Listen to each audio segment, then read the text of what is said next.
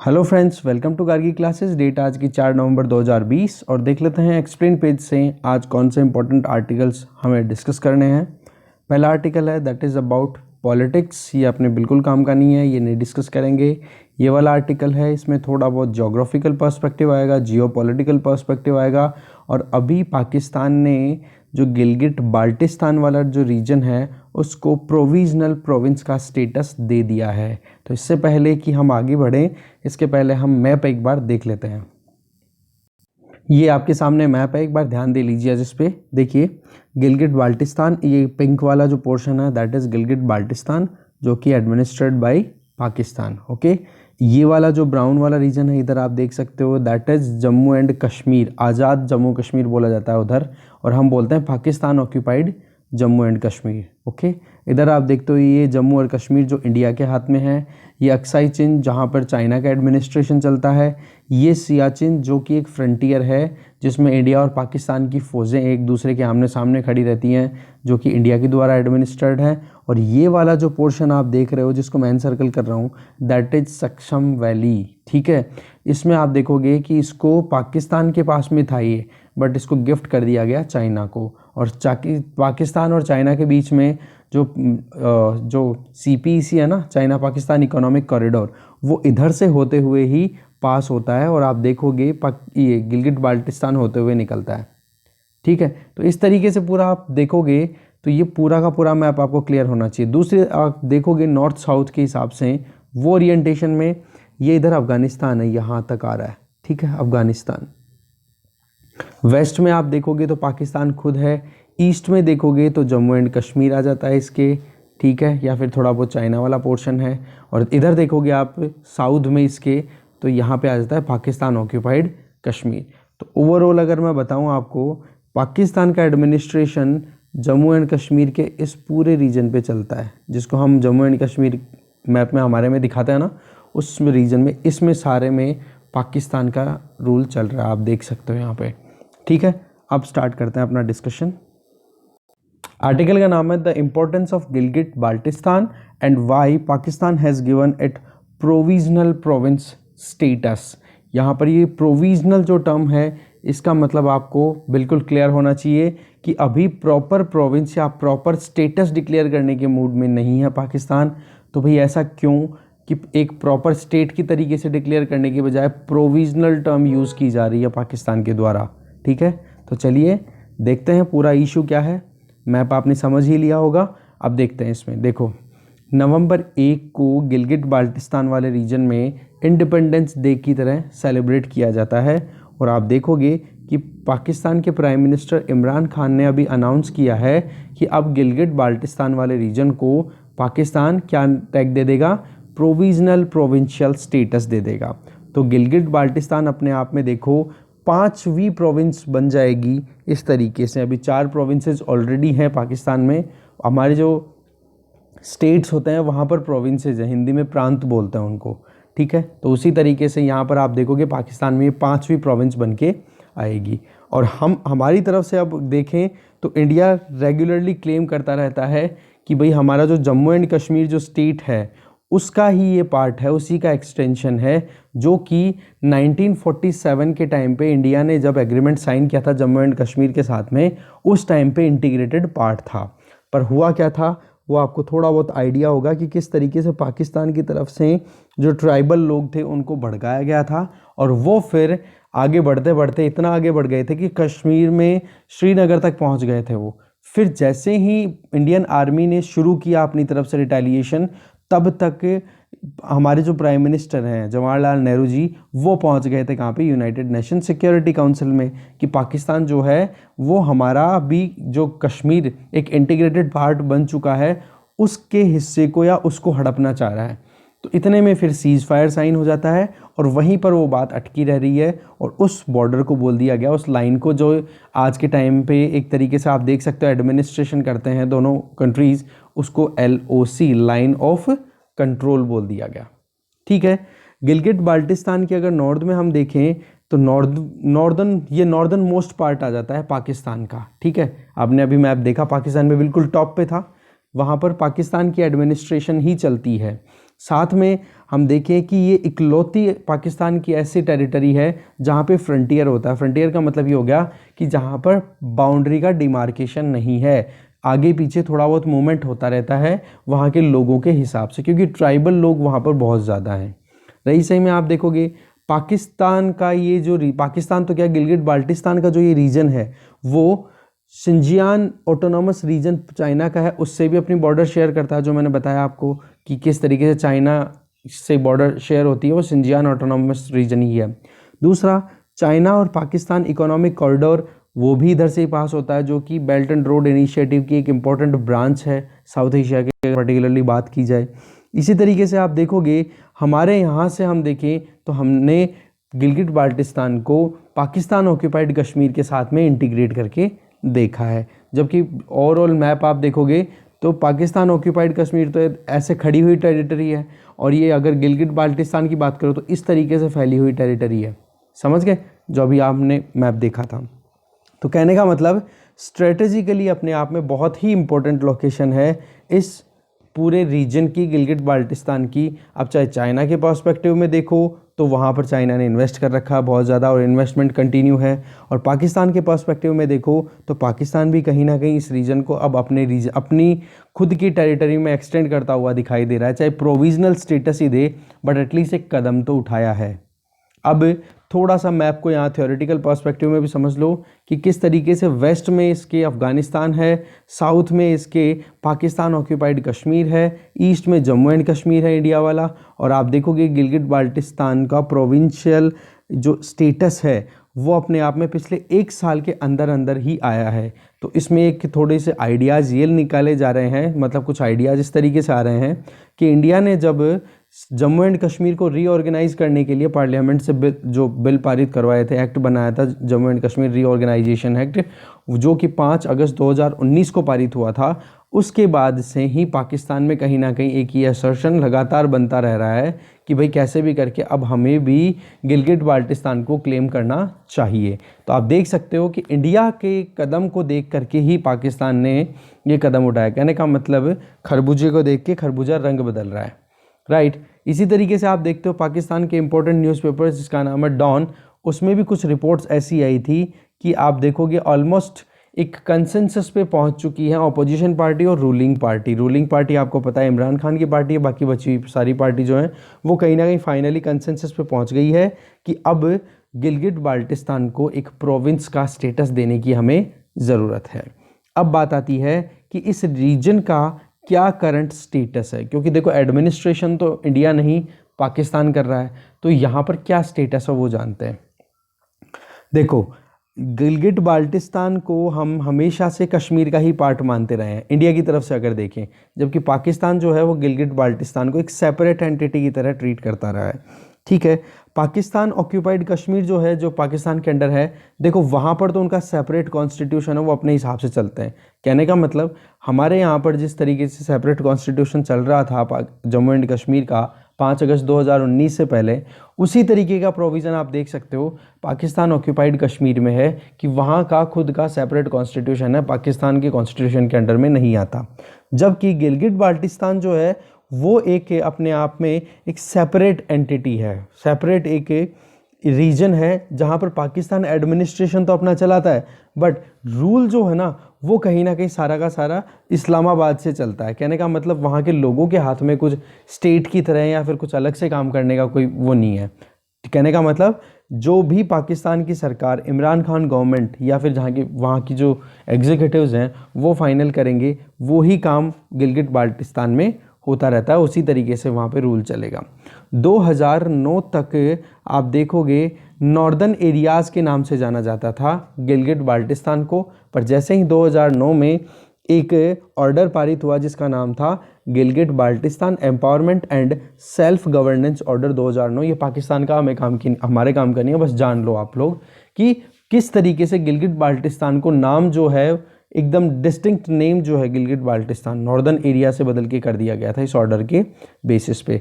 साथ में आप देखोगे नॉर्दर्न एरिया लेजिस्लेटिव काउंसिल थी ना, उसको रिप्लेस कर दिया गया था लेजिस्लेटिव असेंबली के द्वारा। कहने का मतलब NALC northern area legislative council जो थी ना, वो एक इलेक्टेड बॉडी तो थी, पर उसका एक रोल जो था वो केवल एडवाइजरी रोल ही हुआ करता था। ठीक है, अब वो एडवाइजरी रोल किसको, एडवाइस किसको देती थी? मिनिस्ट्री ऑफ कश्मीर बैठा करती थी, कश्मीर अफेयर्स, जो कहाँ से काम करती थी? इस्लामाबाद से। कहने का मतलब यहाँ के लोग जो थे वो कहीं ना कहीं एग्जीक्यूटिव्स की फेट पे डिपेंडेंट थे कि वो जो कहेंगे वो चीज़ वो माननी पड़ती थी। अब जो चेंज होकर के 2009 में लेजिस्लेटिव असेंबली आई है, इसमें थोड़ा सा स्लाइटली इम्प्रूवमेंट देखा जा सकता है कि 24 डायरेक्टली इलेक्टेड मेंबर्स और 9 नॉमिनेटेड मेंबर्स यहाँ पे बैठते हैं। तो कह सकते हो कि वहाँ पर जो गिलगित बाल्टिस्तान के लोग हैं उनके हाथ में उनकी खुद की रूल थोड़ी बहुत आ गई। फिर बात करें 2018 की, जो पाकिस्तान की मुस्लिम लीग नवाज़ है उसकी जो गवर्नमेंट थी, तो उन्होंने एक सेंट्रलाइजिंग ऑर्डर पास किया था। ठीक है, कि कैसे भी करके एक लिमिटेड पावर ग्रांट की जाए असेंबली को। ठीक है, तो उसके बेसिस पे जब काम होना शुरू हुआ तो कैसे भी करके एक इंफ्रास्ट्रक्चरल प्रोजेक्ट्स को बूस्ट देने का एक इम्पॉर्टेंट काम होना था, जिसमें कि आप देख सकते हो चाइना पाकिस्तान इकोनॉमिक कॉरिडोर भी कंसीडर्ड है। तो कहने का मतलब ये अपने आप में अब एक इम्पॉर्टेंट टेरिटरी हो गई। अब रही सही में आप यहाँ पे इक्वेशन समझने की कोशिश करो कि किस तरीके से गिलगित बाल्टिस्तान पहले बिल्कुल ही सेपरेट एंटिटी थी, सीधा एग्जीक्यूटिव्स के हाथ में चलती थी ये पूरी, और यहाँ के जो लोग हैं वो भी कहीं ना कहीं एक चीज़ को लेकर चिंता में रहते थे कि भाई हम पाकिस्तान के मेंबर हैं तो हमें पाकिस्तान के लोगों के हिसाब से कॉन्स्टिट्यूशनल राइट्स क्यों नहीं मिलते हैं। तो वो चीज़ें इंश्योर करने के लिए अब ये प्रोविजनल प्रोविंस का स्टेटस दिया गया है। तो दो वजह हो गई, एक तो CPEC और एक इंडिया ने जो जम्मू एंड कश्मीर को रीऑर्गेनाइज कर दिया है, आज 2 यूटीज़ में डिवाइड कर दिया, एक जम्मू एंड कश्मीर यूटी, एक दूसरी लद्दाख यूटी। तो इन 2 वजहों से हमें कहीं ना कहीं एक सब्सटेंशियल रीजन मिलता है कि कॉज मिलता है कि भाई ऐसा क्यों कर रहा है पाकिस्तान भी। ठीक है, तो आप देखोगे फिर ये ऑर्डर जब डिक्लेयर किया गया था इंफ्रास्ट्रक्चर वाला, तो पाकिस्तान के सुप्रीम कोर्ट में इसको कहीं ना कहीं एक पिटीशन भी लगी थी, इसके अगेंस्ट में चैलेंज भी किया गया था इस ऑर्डर को। बट वही बात है, फिर जम्मू एंड कश्मीर ने अपने ज्यूरिसडिक्शन दे दिया कि भाई अपना वर्डिक्ट दे दिया कि जो गिलगित बाल्टिस्तान वाला रीजन है ना, वो वहाँ पर एक केयर टेकर गवर्नमेंट होनी चाहिए जब तक कि लेजिस्लेटिव असेंबली की इलेक्शन ना हो जाए। समझ रहे हो? अब लेजिस्लेटिव असेंबली के इलेक्शन क्या है, अभी तक वहाँ पर अगर ओवरऑल देखा जाए जब से गिलगित बाल्टिस्तान खुद बना है, ठीक है, तब सेपरेट जब से पाकिस्तान ने कैप्चर किया है इस रीजन को 1947 के बाद से अब तक जुलाई 2015 तक देखें तो लगभग 5 टर्म वहाँ पे इलेक्शंस के कंप्लीट हो गए हैं। अभी करंट इलेक्शन हो जाते, बट वही बात है कोविड-19 की वजह से और रही सही में आप देख सकते हो डिस्टर्बेंस भी कुछ ना कुछ चलती रहती है, पाकिस्तान में भी स्टेबिलिटी नहीं है। तो आप देख सकते हो किस हिसाब से पूरा का पूरा प्रोविज़न या किस हिसाब से पूरा डेवलपमेंट हम समझते हैं। अच्छा, फिर बात आती है कि ये सेपरेट स्टेटस क्यों दे रखा है। देखो हुआ क्या था, पाकिस्तान ने सेपरेट अरेंजमेंट इसलिए किया था गिलगित बाल्टिस्तान के लिए कि कुछ ऐसी सरकमस्टांसेस निकल के आ रही थी, क्योंकि 1947 में पाकिस्तान की तरफ से लड़ाके घुस चुके थे और दूसरी तरफ आप देखोगे तो जम्मू एंड कश्मीर के रूलर हरी सिंह ने इंस्ट्रूमेंट ऑफ एक्सेशन किसके साथ साइन किया, इंडिया के साथ में। अब इस तरीके से देखो तो पाकिस्तान की तरफ से अगर लड़ाके घुसते हैं तो वहाँ पर आप देखोगे कि पाकिस्तान का जो पोजीशन है वो इलीगल हो गया, क्योंकि वहाँ के मालिक ने तो साइन किससे कर लिया, इंडिया के साथ में। तो वहाँ पर आर्मी ने इन्वेड तो कर लिया, बट वही बात है कि हरी सिंह ने जब जल्दबाजी में साइन किया और उसके बाद में जब खदेड़ना शुरू किया पाकिस्तान के आर्मी पर्सनल्स को या फिर पाकिस्तान की तरफ से जो ट्राइबल लोग इन्वेड करके आ रहे थे उनको वापस भगाने की कोशिश की गई, तब तक क्या था कि हम पहुंच गए यूनाइटेड नेशन सिक्योरिटी काउंसिल में। अब यूनाइटेड नेशन सिक्योरिटी काउंसिल में जाने के बाद में वहाँ पर बहुत सारे रेजोल्यूशंस पारित हुए, तो इस वजह से पाकिस्तान भी वहीं पर रुक गया कि चलो देखते हैं होता है क्या।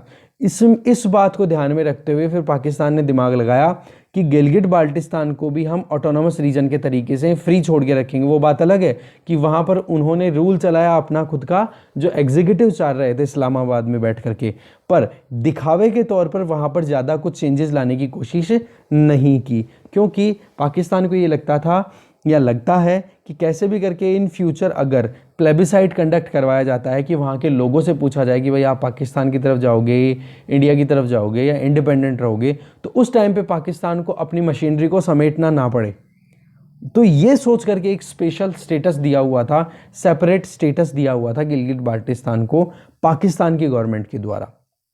ठीक है, अब इसमें आप देखोगे पूरी पेचीदगियां और ज़्यादा फंस जाती है। अब यहाँ पर बिल्कुल माइनर चीज़ें हैं कि किस तरीके से ये पूरा इशू उलझता है। होता क्या है, देखो ब्रिटिशर्स जो हैं वो गिलगित बाल्टिस्तान को लेकर के थोड़े से कंसर्न थे, क्योंकि आपको पता है कि उधर से सोवियत यूनियन अपनी लगातार पावर को इंक्रीज़ करता जा रहा था और सोवियत यूनियन और ग्रेट ब्रिटेन दोनों एक दूसरे के ऑपोजिशन में खड़े थे। कोल्ड वॉर शुरू हो गया था, आपको पता है 1940s 45 50s के लगभग आते आते हैं, तो एक ग्राउंड तैयार हो रहा था। तो इसको क्या बोला जाता है, इस फ्रंटियर को जहाँ पे गिलगित बाल्टिस्तान एजेंसी लोकेटेड है उसको बोला जाता है great game territory of Soviet and Britishers. तो इस तरीके से वहाँ पर पाकिस्तान वो ब्रिटिशर्स ने अपने खुद के मेजर विलियम अलेक्जेंडर ब्राउन को पोस्ट कर दिया कि भाई आप जाओ और इस टेरिटरी को प्रोटेक्ट करो। फिर उसके बाद में क्या होता है कि पहले तो हरी सिंह के पास में होती है ये पूरी टेरिटरी, फिर ब्रिटिशर्स उस हरी सिंह से तो ले लेते हैं 1935 में ब्रिटिशर्स, उसके हिसाब से अपने इस पूरे इशू को टैकल करना चाह रहे हैं कि भाई सोवियत यूनियन की जो फोर्सेज हैं वो कहीं हमारी टेरिटरी में एंटर ना हो जाए। बट फिर बाद में 1947 में जब हमें इंडिपेंडेंस मिलने वाली होती है उस टाइम पे ब्रिटिशर्स इस टेरिटरी को फिर से दे जाते हैं हरी सिंह को। बट उस टाइम पे जो गवर्नर अपॉइंट किया गया था ना हरी सिंह ने, वो और उसके साथ में ये विलियम अलेक्जेंडर ब्राउन जो कि मेजर था, उसने मिलकर के और फिर बाद में गड़बड़ कर दी और उन्होंने ये डिसाइड किया कि भाई हम तो पाकिस्तान की तरफ जाएंगे और अपनी खुद की फोर्सेस तैयार कर ली। इतने में फिर बाद में हरी सिंह ने साइन किया अपना एग्रीमेंट, ये कह के कि बोली हमें तो इंडिया की तरफ जाना है। पर तब तक क्या था, पाकिस्तान की तरफ से जो ट्राइबल लोग थे वो बहुत आगे तक बढ़ चुके थे। तो आप देख सकते हो कितना कॉम्प्लेक्स इशू था ये सारा का सारा, और इस कॉम्प्लेक्स इशू में पाकिस्तान ने भी कोई जल्दबाजी नहीं की और इंडिया ने जल्दबाजी ये कर दी कि यूनाइटेड नेशन सिक्योरिटी काउंसिल में इंडिया जल्दी से पहुंच गया जैसे ही ये पेचीदगियां फंसना शुरू हुई थी। तो इस तरीके से आप देख सकते हो पाकिस्तान ने अभी तक भी इस पूरे रीजन गिलगित बाल्टिस्तान को अभी तक भी एक कहते हैं ना कि ऑटोनोमस रीजन या फ्री एक सेपरेट स्टेटस दे करके रखा है। ऐसा नहीं कि कुछ अपनी प्रोविंस में कन्वर्ट कर लिया। इंडिया ने तो क्या एनेक्सेशन का जो इंस्ट्रूमेंटेशन ऑफ एनेक्सेशन एग्रीमेंट था वो साइन कर लिया था, इसलिए खुद का स्टेट भी बनाया। वो बात अलग है कि हमने भी स्पेशल स्टेटस दिया, पर पाकिस्तान की तरफ से अभी तक कोई काम नहीं हुआ था। पर अब क्यों प्रोविजनल दिया जा रहा है, प्रोविजनल टर्म का अब आपको समझ में आ गया होगा कि सेपरेट स्टेटस क्यों दिया हुआ था, क्योंकि यूनाइटेड नेशन सिक्योरिटी काउंसिल में बहुत सारे रेजोल्यूशन आ गए थे, पता नहीं बाद में फ्यूचर में प्लेबिसाइड कराना पड़े वहाँ के लोगों को लेके। तो इस वजह से पाकिस्तान कहीं ना कहीं रुका हुआ था। बट अब पाकिस्तान को एक पुश मिल गया है जब इंडिया ने खुद ने जम्मू एंड कश्मीर को रीऑर्गेनाइज कर दिया 5 अगस्त 2019 को। तो अभी भी देखो आप प्रोविजनल प्रोविंशियल स्टेटस दिया है, प्रोविंस नहीं बोला है। ये ध्यान देने वाली बात है कि अभी भी पाकिस्तान कहीं ना कहीं इस चीज़ को लेके हल्का सा कंसर्न्ड है कि कहीं हमारे कदम लेने के बाद में इंडिया कोई हार्श कदम ना ले ले। ठीक है, अब बात ये आती है कि पाकिस्तान अगर गिलगित बाल्टिस्तान वाले रीजन को अपनी खुद की प्रोविजनल प्रोविंस कंसिडर कर रहा है, इसका मतलब एक कदम आगे तो बढ़ा ही है ना। इसका मतलब तो ये हो गया कि पाकिस्तान ने एलओसी को स्टेटस क्यों मान लिया। ठीक है, कि एलओसी के ईस्ट में जितना भी है वो इंडिया का है, वेस्ट में जितना भी है वो पाकिस्तान का है। क्योंकि एक बार बीच में ऐसा बातें शुरू हो गई थी, एनडीए गवर्नमेंट जो थी ना 2003-4 की 2002-3 की बात है ये बात, हमारा जो कारगिल बैटल हो गया तो उसके बाद में पाकिस्तान के साथ में रिलेशन हमारे अच्छे होने की बात भी चल रही थी कैसे भी करके। हमारे प्राइम मिनिस्टर बस यात्रा पे भी गए थे लाहौर अमृतसर से। तो ऐसे में क्या था कि एक माहौल इस तरीके से एक पूरा डेवलपमेंट बन रहा था कि एलओसी को अपन फाइनल कर देते हैं, इंटरनेशनल बॉर्डर आपके पास जितना जम्मू कश्मीर है उतना रखो, हम हमारे पास में रखते हैं, आगे कोई बॉर्डर डिस्प्यूट नहीं रखेंगे। ठीक है, तो ये जो कदम है ना पाकिस्तान का, ये कहीं ना कहीं इस तरफ इशारा करता हुआ दिखाई देता है। अभी तो करंट सिनेरियो को देखें तो ऐसा कुछ होने वाला है नहीं, पर हाँ फ्यूचर में अगर इस तरीके से ये चीज़ फाइनलाइज हो जाती है ना तो फ्यूचर में ये कश्मीर वाला मुद्दा जो है वो इस तरीके से सेटल हो सकता है। समझ गए। फिर बात आ जाती है कि गिलगित बाल्टिस्तान के लोग क्या चाहते हैं। देखो गिलगित बाल्टिस्तान के लोग तो पाकिस्तान की तरफ जाना चाहते हैं क्योंकि उनको कॉन्स्टिट्यूशनल राइट नहीं मिला हुआ, क्योंकि उनको क्या दे रखा है, सेपरेट स्टेटस दे रखा है। तो उन लोगों को ये कह रखा है कि भाई आप अपने हिसाब से चलो। अब नाम तो सेपरेट स्टेटस है और चला कौन रहा है, एग्जीक्यूटिव्स जो कि इस्लामाबाद में बैठते हैं। तो कहने का मतलब न तो उनके पास में अधिकार है और न उनको पूरे एक तरीके से खुद का रूल करने का तरीका है। नाम भी बोल दिया सेपरेट हो, पर दादागिरी किसकी चल रही है? सेंट्रल गवर्नमेंट की, जो वहाँ की है, पाकिस्तान की। तो पाकिस्तान के वो जो गिलगिट बाल्टिस्तान के लोग हैं वो क्या कहते हैं कि भाई पाकिस्तान में हमें मर्ज कर लो, हमें कम से कम कॉन्स्टिट्यूशनल राइट्स तो दो। ठीक है, अब आप देखोगे इंडिया के साथ में वर्चुअली हम देखें तो गिलगिट बाल्टिस्तान का कोई कनेक्शन नहीं है। इसके पीछे बहुत सारे वजह हैं। वर्चुअली का मतलब तो फिजिकल वे के अंदर कि हाँ बॉर्डर कनेक्ट होती है, वहाँ से हम आने जाने के हमारे रास्ते हैं, वो सारी चीज़ें, वो तो हो गया देखो फिजिकल कनेक्शन।